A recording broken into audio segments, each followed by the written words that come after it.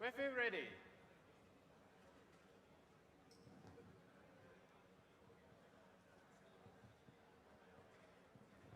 Three, two, one, stop. So let's see how these two teams will perform in this game. They start off in Zone 1, which is the Martial Club. And the aim is to get a staff and also a spearhead from the racks and using the two robots to assemble them together as a weapon.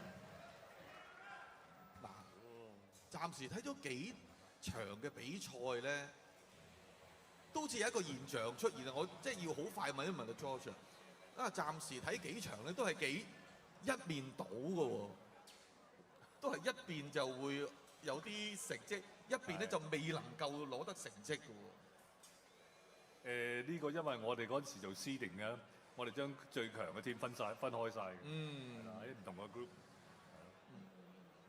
不過唔緊要嘅，即係正所謂遇強應該越強啊嘛。